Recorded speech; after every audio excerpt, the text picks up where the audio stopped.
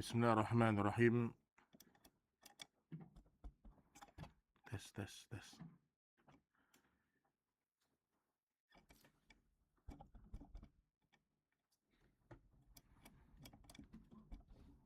Tes.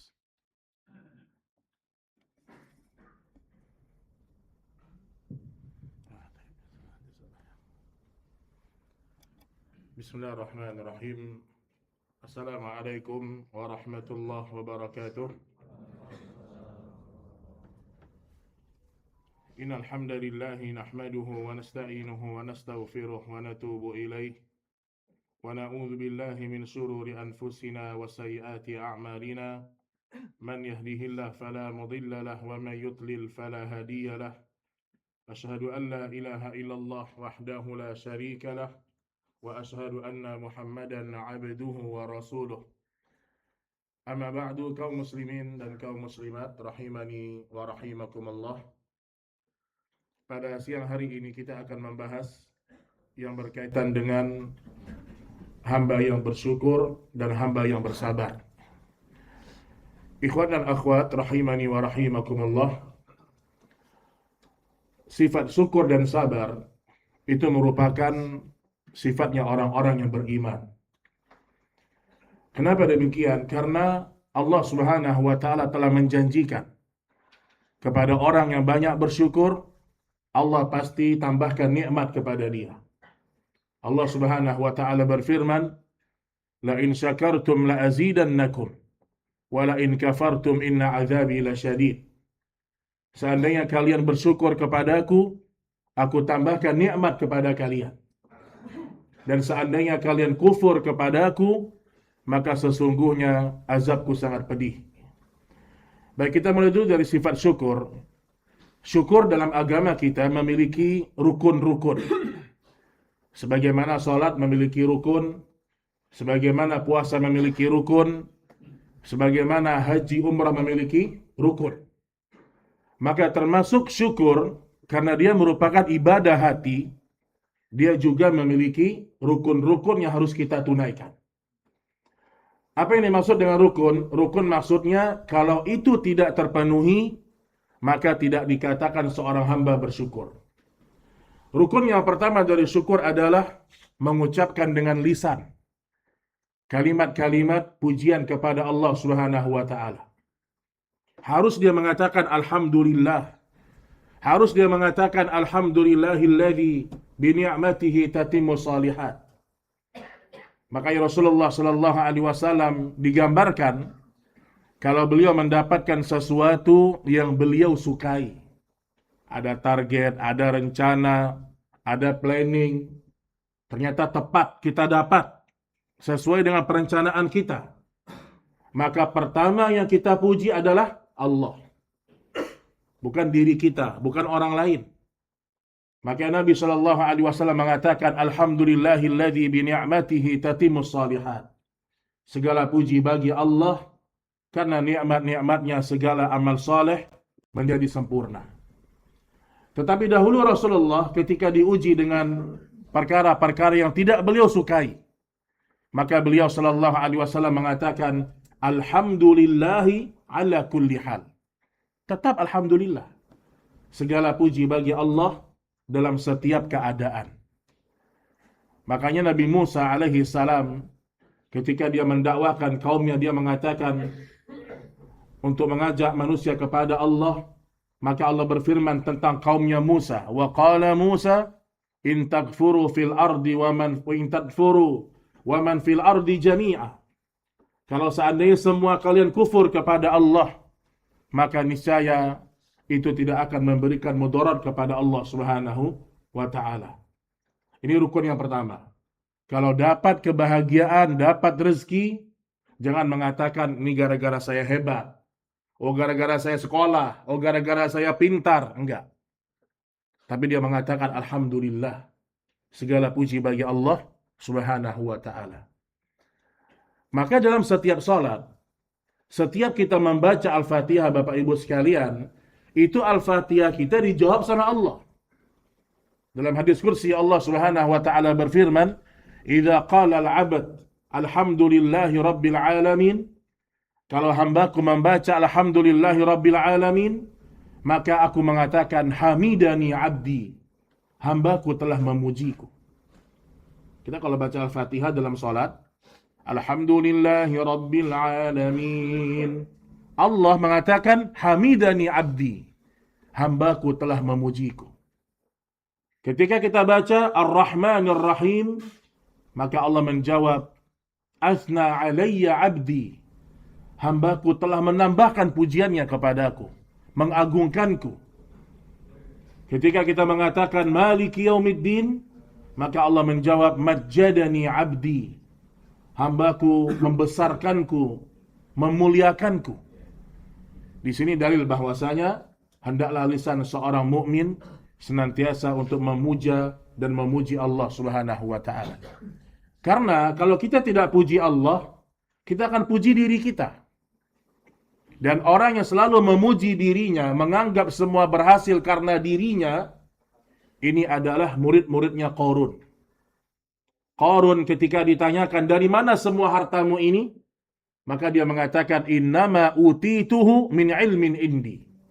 Semua yang aku punya ini karena saya hebat, karena ilmu yang saya miliki. Maka hati-hati dari mengatakan, ini karena saya, ini jasa saya, kalau tidak bukan karena saya, dan seterusnya. Ini rukun yang pertama. Rukun yang kedua, seorang ketika dia bersyukur kepada Allah, maka setiap dia mendapatkan nikmat, harus dia meyakini nikmat tersebut murni datangnya dari Allah. Murni datangnya dari Allah. Sebagian ahli tafsir ketika mereka menafsirkan ucapannya Qarun tadi, innama utituhu min ilmin indi, sesungguhnya aku semua punya harta ini semuanya karena kehebatanku, karena ilmuku. Sebagian ahli tafsir mengatakan maksudnya Qarun merasa dengan ilmunya tersebut dia pantas mendapatkan rezeki itu. Ini termasuk keyakinan yang batil ini. Jadi kita nggak boleh mengatakan, misalnya nih kita punya rumah mewah, kita punya mobil, sekian mobil kita, terus kita bilang, ya saya pantas dapat ini karena saya kerja. Oh saya pantas dapat ini karena saya sekolah. Merasa pantas mendapatkan rezeki karena dia berusaha, ini bagian dari orang-orang yang tidak bersyukur kepada Allah. Jadi maksud saya, jangan pernah kita mengatakan, saya pantas dapat itu, saya pantas dapat ini. Betapa banyak orang yang melakukan hal yang sama dengan kita, Allah tidak berikan rezeki kepada dia. Jadi ini yang kedua, yakinlah bahwasanya semua rezeki dari Allah. Kalau orang meyakini semua rezeki dari Allah, hidupnya tenang. Hidupnya tenang. Dan dia meyakini tidak ada satupun rezekinya yang akan diambil sama orang lain. Tenang hidupnya. Maka Rasulullah Shallallahu Alaihi Wasallam mengatakan, selama seorang hamba itu hidup, Allah pasti sempurnakan rezekinya. Tidak akan mati seorang hamba di antara kalian hatta tastawfiya rizqah, sampai rezekinya itu sempurna. Wa ma min dabbatin fil ardi illa 'ala Allahi rizquha. Tidak ada satupun makhluk melata di muka bumi ini kecuali Allah jamin rezeki yang ada pada hidupnya. Ini rukun syukur yang kedua. Rukun syukur yang ketiga, menggunakan semua nikmat tersebut untuk mendekatkan dirinya kepada Allah. Sampai kata Imam Hasan Al-Basri, segala nikmat apapun itu, kita punya istri, kita punya anak, kita punya rumah, kita punya penghasilan, semua yang kita miliki, kalau tidak membuat kita dekat kepada Allah, maka itu namanya musibah. Semua nikmat yang membuat engkau tidak semakin dekat kepada Allah, maka itu namanya musibah. Dan jangan lupa, kalau Allah berikan kepada kita rezeki, di antara bentuk kita bersyukur, kita pakai pada sesuatu yang halal. Karena khusus masalah rezeki, Bapak Ibu, pertanyaannya dua, Pak. Khusus masalah rezeki, Pertanyaannya dua. Min aina iktasab wa fima anfaqa. Allah panggil kita besok di hari kiamat, Allah tanyakan khusus rezeki, ini uang dapat dari mana? Ini emas dapat dari mana? Kemudian yang kedua, wa fima anfaq, dan kemana engkau keluarkan. Nah, saya ingatkan kepada jemaah sekalian, jangan lupa untuk menunaikan zakat. Saya kasih contoh, Pak. Kalau saya kasih uang ke antum 10 juta. Kemudian saya bilang, Pak, nanti uang yang saya kasih ini, tolong kasih ke orang-orang miskin yang dekat rumah antum. 10 juta ini. Siap Ustadz, Masya Allah.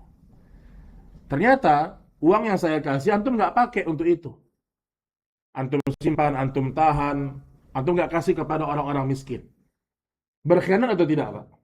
Itu pengkhianat atau tidak? Pengkhianat itu. Dia berkhianat kepada saya.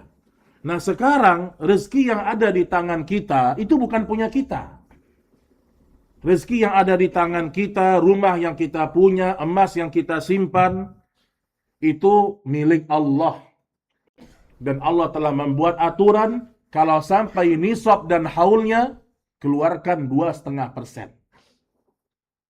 Ini masalah zakat, ini banyak orang yang antara peduli atau tidak. Di antara bentuk tidak pedulinya bagaimana? Nggak tahu cara ngitung zakat, padahal mudah. Saya kasih gambaran aja, ini karena bulan Ramadan, padahal sebenarnya zakat nggak mesti Ramadan, ya tergantung haul dan nisabnya. Contoh misalnya, kalau antum sudah memiliki harta 85 gram emas, atau yang senilai dengan itu, jadi anggaplah 250 juta ya, anggap kalau sekarang ya, tergantung harga emas ya. Anggaplah 250 juta. Sekarang antum dapat uang 250 juta. Atau ada di tabungan 250 juta. Sekarang berapa Ramadan? 6 Ramadan ya. Anggaplah 6 Ramadan misalnya. Apakah langsung ada zakatnya? Tidak. Nanti 6 Ramadan tahun depan, antum cek lagi tabungan antum. Kalau nilainya berada di bawah 250 juta, atau di bawah 85 gram emas, maka tidak ada zakatnya. Kalau di atas itu, keluarkan 2,5%. Ternyata tahun depan ada 700 juta. 700 juta, keluarkan 2,5%. Begitu cara menghitung zakat. Dan zakat perdagangan, zakat emas, zakat uang, itu semua digabung nisab dan haulnya. Dan haulnya hitungannya hitungannya hijriyah, bukan masehi. Karena berbeda 11 hari antara masehi dengan hijriyah. Jadi di masyarakat kita Bapak Ibu, banyak kesalahpahaman masalah zakat. Padahal bentuk kita bersyukur sama Allah, kita tunaikan zakat. Ada orang baru bagi warisan nih. Baru terima warisan 500 juta. Ini zakatnya berapa Ustadz? Belum ada zakatnya. Zakatnya tunggu tahun depan dulu. Kalau tahun depan masih ada uang senilai 85 gram emas, baru dikeluarkan 2,5%. Ini perlu difahami dengan baik. Kenapa? Allah hanya minta sama kita 2,5%, jangan sampai kita tidak tunaikan. Dengan syarat nisabnya sampai dan haulnya terpenuhi satu tahun. Contoh lagi misalnya begini, antum punya uang 250 juta. Bulan Ramadan tahun ini. Ternyata 10 bulan ke depan, uang antum udah berkurang. Berkurang di bawah nisab jadi 100 juta. Jadi 100 juta. Terus bulan depan lagi, maka tambah lagi uang antum 500 juta. Maka haulnya dihitung 1 tahun ke depan lagi. Jadi kalau udah uang di bawah nisab, maka hitungan 1 tahunnya nanti diperbarui, direfresh lagi. Bukan mengikuti yang sebelumnya. Jadi ini saya sekedar mengingatkan saja, karena seorang tidak dikatakan bersyukur sampai dia menunaikan zakatnya, karena itu kewajiban. Karena itu kewajiban. Ya. Kalau sampai syarat dan terpenuhi. Kemudian kepada siapa ditunaikan zakat tersebut? Kepada 8 asnaf. Tidak boleh diganti dengan sembako. Tidak boleh diganti dengan misalnya diganti dengan pakaian. Zakat mal itu memang sesuai dengan uangnya atau dengan emas dan diberikan ke 8 asnaf. Tidak boleh dipakai untuk bangun masjid, nggak boleh. Harus dipakai untuk 8 asnaf. Orang fakir, orang miskin, dan seterusnya, orang berhutang, orang yang dalam perjalanan, orang yang baru masuk Islam, dan seterusnya. Ini penting bahwasanya karena zakat dan sholat itu selalu bergandengan dalam Al-Quran. Kata Imam At-Tabari, kenapa bergandengan? Karena sholat itu kewajiban amal badan. Adapun zakat itu kewajiban amal harta. Dan sebenarnya amil zakat yang mereka berhak mendapatkan zakat, mereka punya wewenang untuk datang ke rumah-rumahnya orang-orang kaya mengambil zakat. Jadi kalau amil zakat di masa Nabi dulu, itu bukan kayak sekarang. Sekarang sebagian amil zakat duduk di kantor, sambil ngopi, nunggu orang datang zakat. Bukan begitu. Yang namanya amil zakat, dia orang yang ditunjuk oleh negara, dia punya wewenang untuk mengambil zakatnya orang-orang kaya. Dia mengambil. Sampai kata Allah, khudz min amwalihim shadaqatan. Ambillah zakat dari mereka. Sampai kata para ulama, kenapa Nabi tidak menerima zakat? Nabi nggak boleh terima zakat, Nabi hanya boleh terima hadiah. Karena zakat itu harta yang dipaksa untuk diambil. Jadi ini dia bentuk orang bersyukur kepada Allah, dia tunaikan zakatnya. 2,5% ya. Baik, ikhwatal iman rahimani wa rahimakumullah. Kemudian berkaitan dengan sabar ya. Ini juga bagian dari akhlak seorang muslim ya. Hidup kita berkutat antara 3 hal. Ada satu kondisi kita bersyukur sama Allah, ada kondisi kita bersabar kepada takdirnya Allah, ada kondisi kita beristighfar kepada Allah atas segala dosa kita. Sabar dalam agama kita artinya ada al-habs, menahan. Allah Subhanahu wa taala berfirman, "Ya ayyuhalladzina amanu sabiru wa sabiru wa rabitu wattaqullaha la'allakum tuflihun." Wahai orang-orang yang beriman, bersabarlah kalian. Wasabiru, dan perkuatlah kesabaran kalian. Warabitu wattaqullah la'allakum tuflihun. Bertakwalah kepada Allah, semoga kalian menjadi orang-orang yang beruntung. Nah, sabar ini Bapak Ibu terbagi menjadi 3 dalam agama kita. Pertama, sabar dalam mentaati Allah. Sabar itu.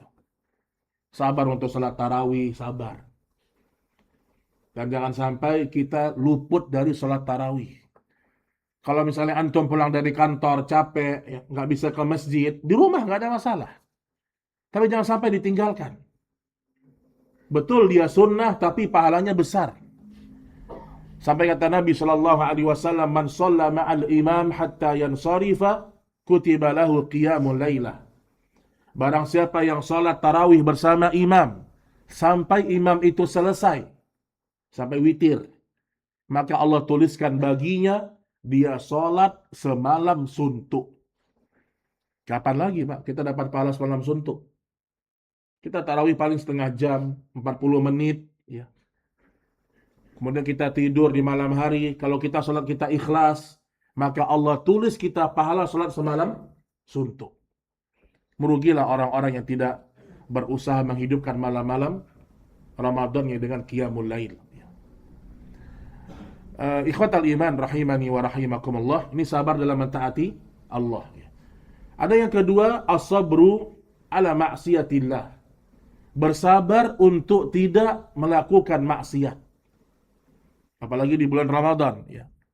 Sabar untuk tidak ngomong kotor, sabar untuk tidak emosi, sabar untuk tidak berdusta, sabar untuk tidak bergibah. Sampai kata sebagian para salaf, aku heran dengan sebagian orang-orang yang berpuasa. Di siang hari mereka meninggalkan makanan-makanan yang halal karena mereka puasa. Tapi justru di siang hari mereka melahap bangkai-bangkai manusia. Maksudnya apa? Ghibah. Makanan yang halal ditinggalkan. Tapi di siang hari dia gibahin orang, dia gunjingin temannya, dia bongkar aib saudaranya. Maka kata Rasul sallallahu alaihi wasallam, "Man lam yada qaula zur wal amala bihi, falaysa lillahi hajah fi ayyada ta'amahu wa syarabahu." Barang siapa yang berpuasa tapi masih banyak berdusta, maka sesungguhnya Allah tidak pernah butuh dia menahan lapar dan hausnya.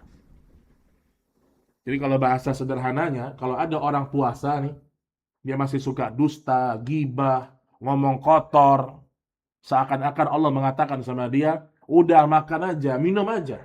Aku tidak butuh dengan ibadah orang yang seperti ini. Sampai sebagian para ulama ada yang mengatakan orang kalau bergibah puasanya batal. Tapi ini pendapat yang tidak tepat ya. Tapi sakin gibah itu mengurangi pahala puasa kita. Dan Ibnu Rajab Al-Hambali ketika beliau menjelaskan tentang derajat orang-orang yang berpuasa, maka beliau sebutkan adnad darajah. Derajat yang paling bawah orang yang berpuasa itu orang yang sekedar menahan lapar dan haus. Itu derajat yang paling rendah orang-orang yang berpuasa. Baik kaum muslimin dan muslimat rahimani wa rahimakumullah. Kemudian sabar jenis yang ketiga, bersabar ketika mendapatkan ujian-ujian hidup. Dulu ada salah seorang wanita di masa Nabi, dia punya penyakit ayan, epilepsi. Kemudian kata Nabi, kalau aku doakan kepada Allah, engkau sembuh. Tapi tidak ada jaminan surga. Atau engkau tetap sakit seperti ini, tapi ada jaminan surga. Pilih mana? Kata dia, ya Rasulullah, aku bertahan dengan sakitku, dan aku berharap ada jaminan surga. Nah kata para ulama, setiap kita dapat musibah, ikhwan dan akhwat, masalah apapun, Pak, selalu kita berharap dari masalah kita itu ada pahala. Antum tahu, kita tertusuk duri saja, jari kita, itu ada pahalanya. Ada penghapusan dosanya. Kata Nabi, sampai ada duri yang menusuk tubuhnya seorang mukmin, itu ada penghapusan dosa bagi dia. Yang penting dia ridho, yang penting dia sabar. Kata Nabi Shallallahu Alaihi Wasallam ketika mendapatkan musibah, Nabi menghibur Ummu Salamah. Nabi mengatakan kepada Ummu Salamah, engkau baca doa ini.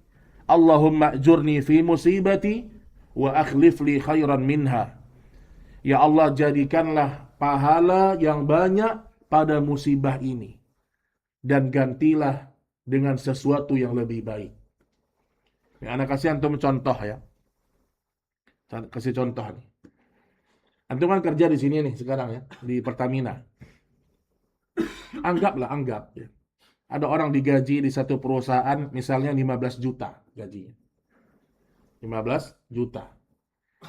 Tiba-tiba dia dipanggil sama pimpinannya. Kata pimpinannya, Anda 2 tahun ke depan saya tidak gaji, kata dia. Jadi 2 tahun ke depan kamu nggak saya gaji. Tapi tetap kerja. Tetap masuk jam 7, mungkin pulang sore, tetap kerja. Bahkan mungkin ditambah kerjaannya lagi. Tapi 2 tahun, kamu tidak saya gaji dulu. Tapi nanti selesai 2 tahun, kamu saya kasih hadiah 100 miliar. Kira-kira antum ridho nggak gitu? Ridho nggak antum nggak digaji 2 tahun? Kita pasti akan, oh ya siap, nggak apa-apa. Kita cerita sama istri pun siap, nggak apa-apa mas. 2 tahun kita makan nasi kecap, nggak apa-apa mas. Yang penting setelah 2 tahun dapat 100 miliar.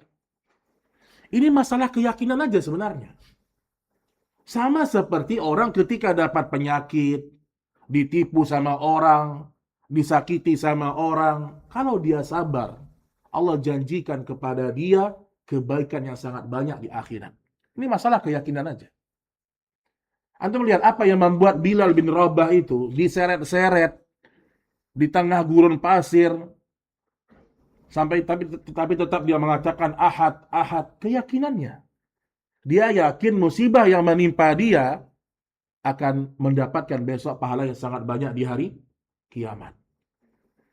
Nah kita kan masalah dunia selalu yakin gitu. Nggak apa-apa, 2 tahun saya nggak digaji nggak apa-apa. Ikhlas aja 2 tahun, masya Allah. Tapi setelah 2 tahun 100 miliar. Yang Allah janjikan untuk kita itu surga jemaah, bukan dunia.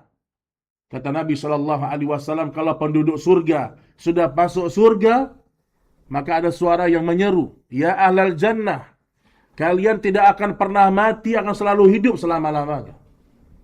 Wahai penghuni surga, kalian tidak akan pernah sakit, akan sehat selama-lamanya.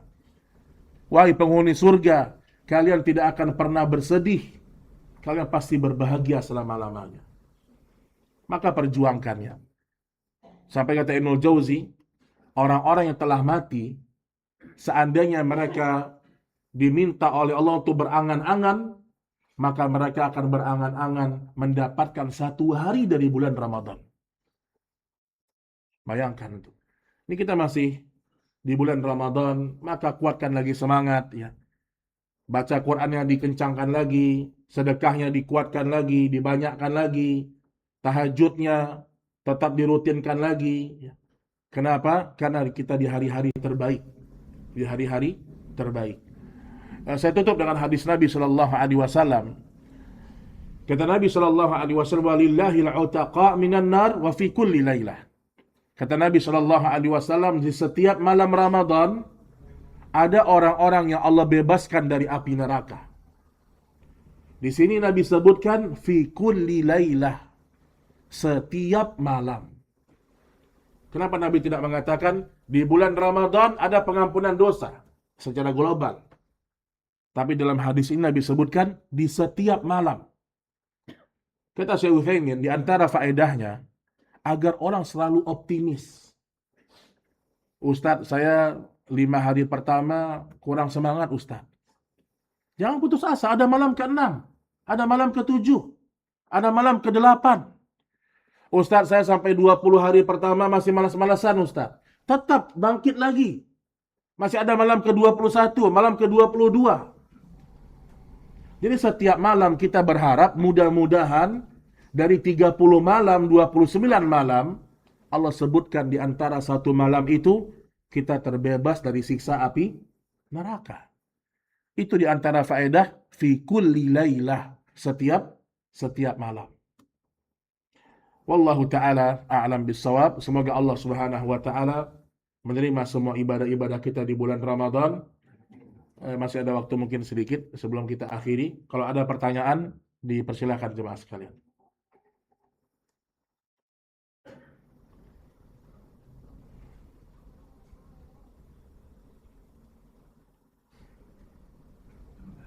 Cukup ya.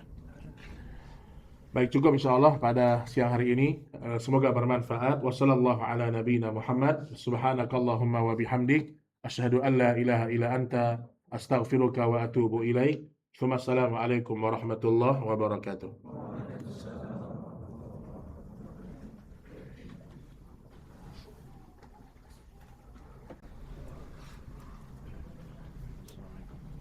Ahlan wa sahlan bikhair. Assalamualaikum.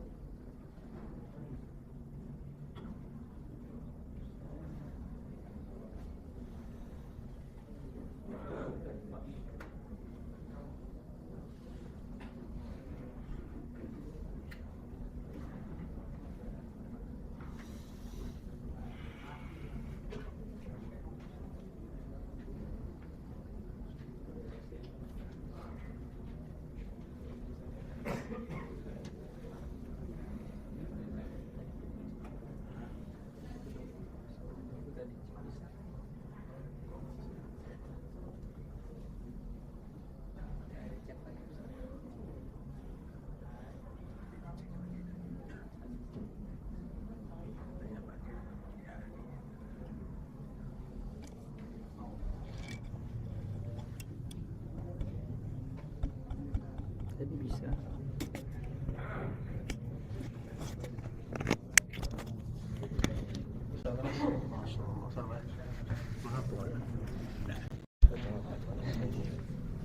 Terakhir apa kan baru 2 bulan. Itu baru. Cuma baru 2 bulan.